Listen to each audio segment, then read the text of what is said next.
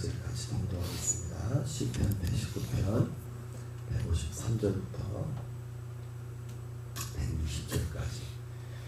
나의 고난을 보시고 나를 건지소서. 내가 주의 율법을 잊지 아니함이니이다.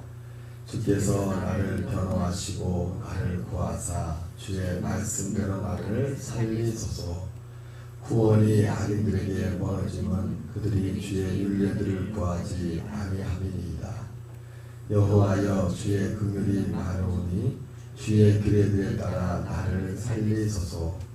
나를 핍박하는 자들과 나의 대적들이 많으나 나는 주의 증거들에서 떠나지 아니하였나이다. 주의 말씀을 지키지 아니하는 거짓된 자들을 내가 보고 슬퍼하였나이다. 내가 주의 법도들을 사랑함을 보옵소서. 여호와여, 주의 인자하심을 따라 나를 살리소서. 주의 말씀의 강령은 진리이오니 주의 의로운 모든 규례들은 영원하리이다. 아멘.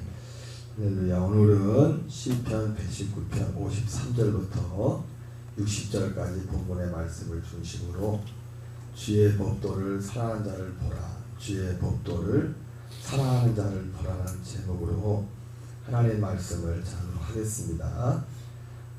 오늘 이 시편 119편 160절부터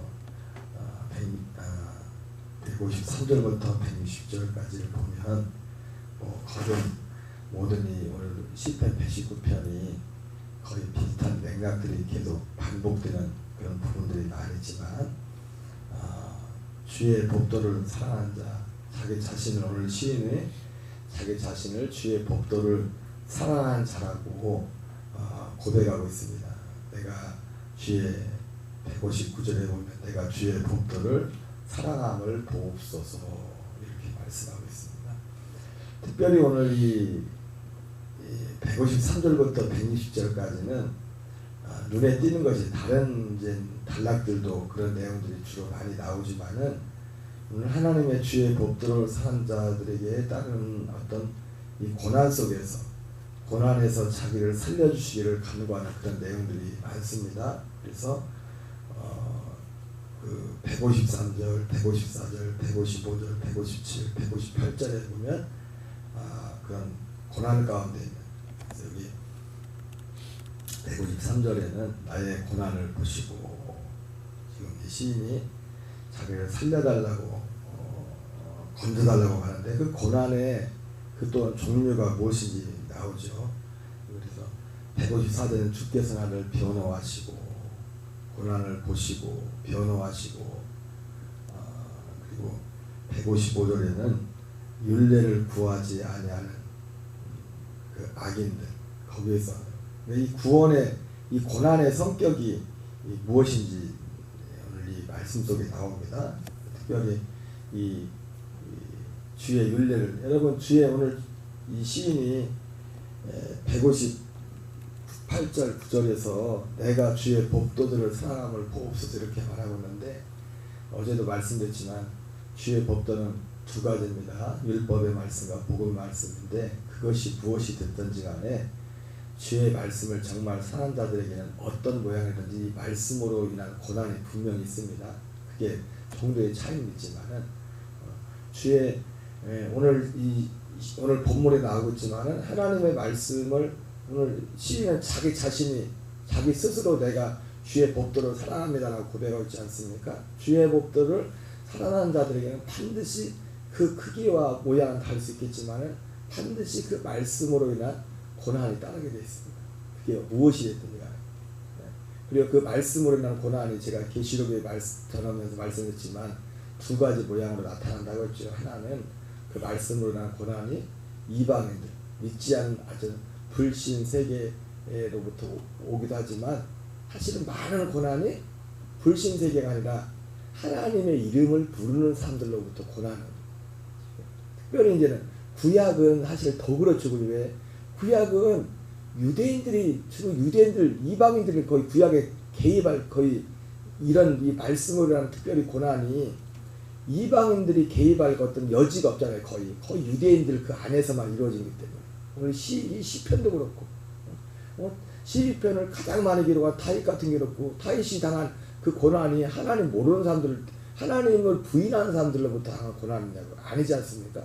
하나님의 이름을 부른다고 하는 사람들로부터 고난했다고요. 오늘 시편도 마찬가지. 시편에 나오는 지금 고난에 대해서, 그리고 여러 가지 나오는데, 이 말씀을 보면서 새삼스럽게 떠오르는 말씀이 로마서 9장에 나오는 말씀처럼, 9장 6절에 나오는 것처럼 우리가 이것을 보건대 하나님의 말씀이 폐하진 것 같지 않도다. 이스라엘에서 난 자들이 다 이스라엘이 아니요 아브라함의 씨가 다 아브라함의 씨가 아니라 오직 약속의 자녀가 씨로 여김을 받을 것이다.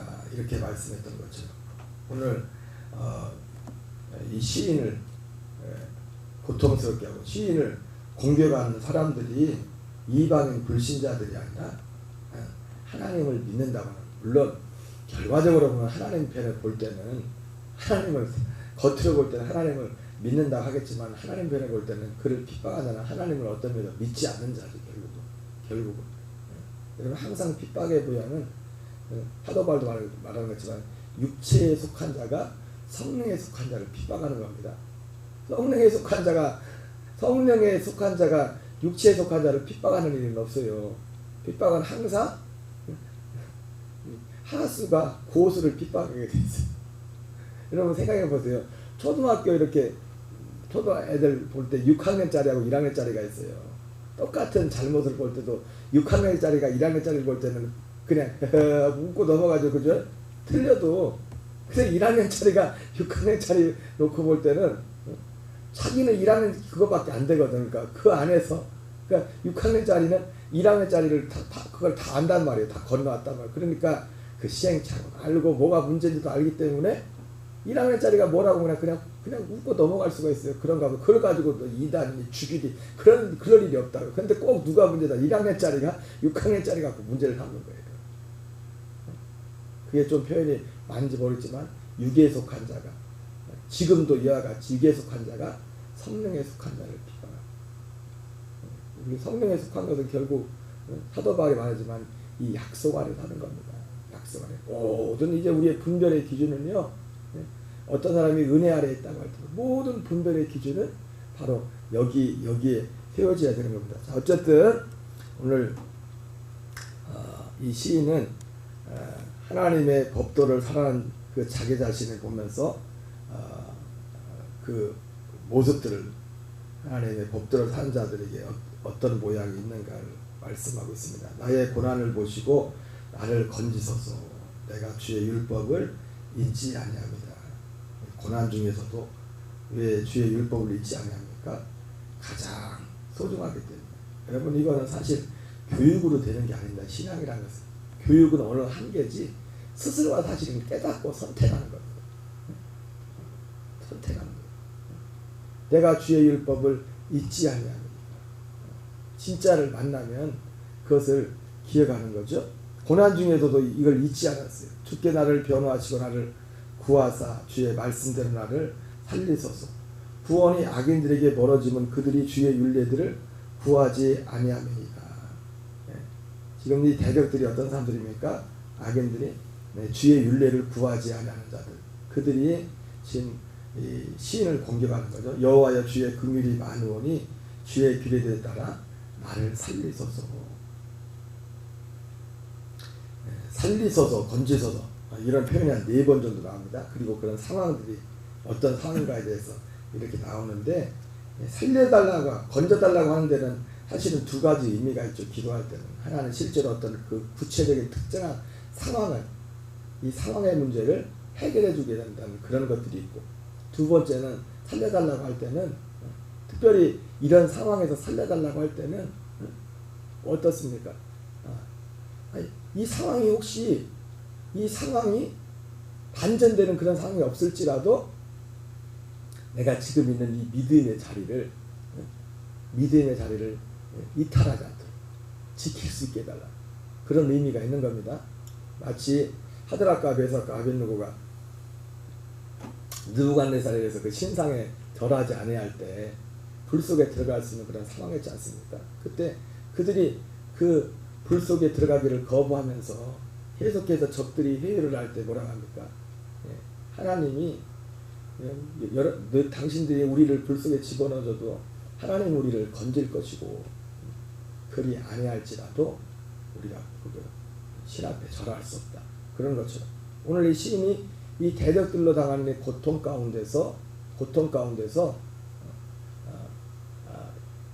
우리를 건지십시오. 우리를 살리십시오. 이 기도 가운데는 우선적으로는 육을 갖고 있기 때문에 이 상황의 변화를 이 대적들을 물리쳐주시는 그런 기도가 제일 첫 번째겠죠. 그죠? 제일 첫 번째. 그러나 두 번째는 뭡니까? 그 속에 계속 같이 따라오는 거 뭐예요? 그럼에도 불구하고 이 상황이 내게 바뀌지 않을지라도 내가 여기 이 자리를 떠나지 않게 하십시오. 이 하나님의 말씀의 자리를, 이 지금까지 지켜온 믿음의 자리를 떠나지 않게 해달라는 그런 그 마음이 담겨 있는 것입니다. 나를 핍박하는 자들과 나의 대적자들이 많으나 나는 주의 증거들에서 떠나지 않은 날이다. 하나님의 법도를 사는 자들의 모습들, 나를 핍박한 자들과 나의 대적들이 많으나 나는 주의 증거들에서 떠나지 않은 나이다. 주의 말씀을 지키지 아니하는 거짓된 자들을 내가 보고 슬퍼한나이다. 떠나지 않았고, 그러니까 범사의 모든 이 삶의 기준은 뭐냐면 이 말씀을 자기 자신을 보면서 그렇고 타인을 보면서 그렇고 그 사람의 가치를 다른 것에 기준을 두는 것이 아니라 그 사람이 얼마나 많이 가졌느냐, 많이 배웠느냐, 그것이 삶의 기준이 아니라 그 사람이 하나님의 이 말씀에 어떻게 서 있는가, 그 말씀과 주님과의 관계가 어떠한가가 그 사람들을 보는 기준이 된 것입니다. 그래서 주의 법도를 사는 자는 이런 특징들이 있죠. 그래서 거짓된 자들을 보면서 슬퍼하고 하나님의 말씀을, 다른 것이 슬픔이 아니라 하나님의 말씀을 거부한 자들을 보면서 슬퍼하는 모습을 보게 됩니다. 내가 주의 법도들을 사랑함을 보옵소서. 여호와여 주의 인자하심을 따라 나를 살리소서. 주의 말씀의 강령은 진리이오니 주의 의로운 모든 교례들을 영원하리이다. 자, 그런데 이 시인이 이렇게 주의 법도를 이러한 상황 속에서도, 여러분 특별히 이 시인이 당할 고난, 말씀으로 인하는 고난의 특징이 있다고 했었죠. 그는 피할 수 있는 고난이라 했죠. 근데 피할 수 있는 고난인데 또 피할 수가 없어요. 말씀으로 인한 고난은 피할 수 있는데, 그죠? 말씀을 거부하면 그 고난을 안 당해도 되니까. 그런데 피할 수가 없어. 말씀으로 인한 고난은. 왜냐하면 사도 행전에 보면 사도 바울의 모습을 보면 그래요. 사도행전 20장 23절 24절에 사도 바울이 이제 선교여행을 다 마치고 예루살렘으로 가지 않습니까? 근데 예루살렘으로 가려고 하는데 하나님이 여러 사람을 통해 말합니다. 가지 마라. 고생이다. 지금 당신을 잡으려고 하는 사람들이 지금 기다리고 있다. 우리 같은 뭐 어떻게 하겠어요? 아유, 하나님이 참 고난의 길을 막아주셨구나. 감사합니다. 그럴 텐데 그 길로 들리는 그보다 더 뭐냐면 그 안에 있는 사도 바울 안에 있는 환난과 핍박이 나를 기다린다 하시나.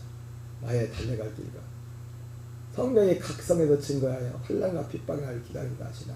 나의 달려갈 길과 주 예수께 받은 사명, 곧 하나님의 은혜의 복음을 증언하는 일을 마치지 않으면 나의 생명을 조금도 귀한 것으로 여기지 않아요. 이 말씀으로 인하여 환난 가운데 당하는 사람들, 하나님의 법도를 사는 사람들은요, 피할 수 있는 환난인데도 피할 수가 없어요. 왜? 여기서 지금 환난이 중요한 게 아니라 환난보다 더 중요한 것이 이 안에서 역사는 이 안에서.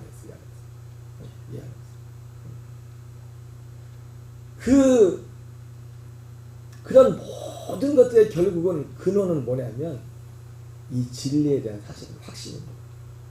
그 모든 것들보다 다 합친 것보다 이것이 제일 그 사람에게 크기 때문에 결국은 성령님의 도심과 성령님의 역사하심이 있지만은 그 성령님의 도심과 성령님의 감동과 그 역사하심 그 이면에 또 그 안에 있는 중요한 건 뭐냐면 그 사람에게 있어 이 진리가, 이 법이 이걸 전하는 것이 가장 큰 것이기 때문에. 그래서 오늘 결론적인 말씀 같지만 이 160절에서 이 시인이 내가 주의 법들을 이렇게 사랑한 것을 보시옵소서 했는데 이런 여러 가지 환난 중에도 말씀을 잊지 않고 기억하고 그리고 모든 삶이 그런 기준이 됐던 건 뭐냐면 누가 시켜서 그런 게 아닙니다. 그냥 본능적으로 체득이 된 거예요. 체득이 된 거예요. 이 160절에 나온 것처럼 주의 말씀의 강령은 진리오니 주의 의로운 모든 규례들은 영원하리이다.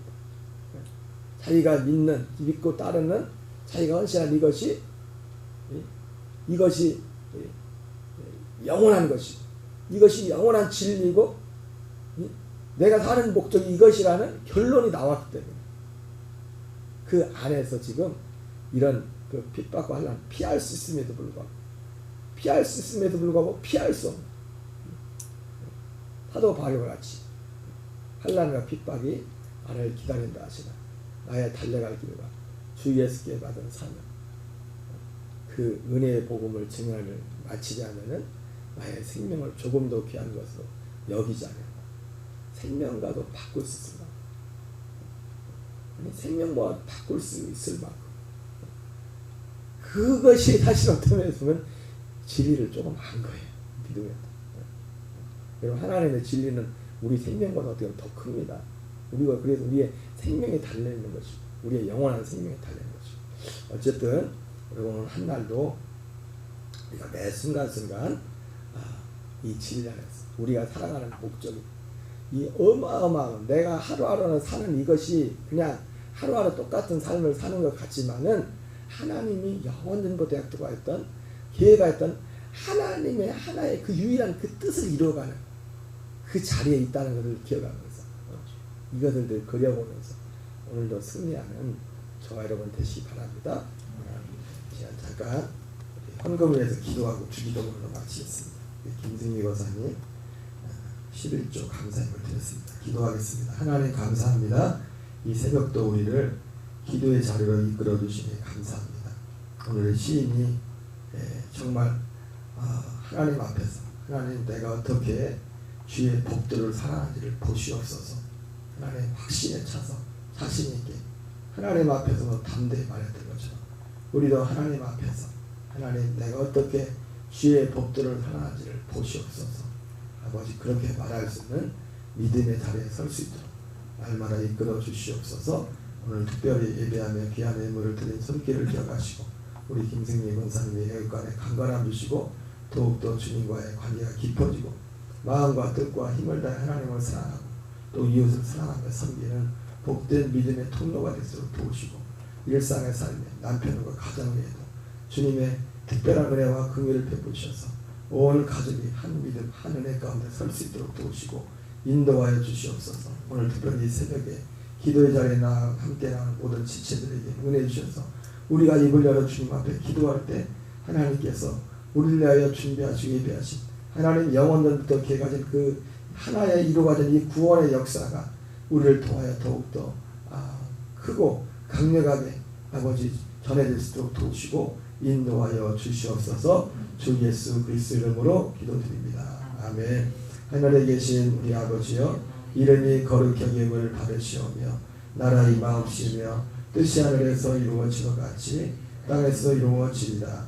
오늘날 우리에게 영할 양식을 주옵시고 우리가 우리에게 죄 지은 자를 사하여 주것 같이 우리의 죄를 사하여 주옵시고 우리를 시험에 들게 하지 마옵시며 다만 악에서 구하옵소서. 대개 나라와 권세와 영광이 아버지께 영원히 있사옵나이다. 아멘. 주여 주여 주여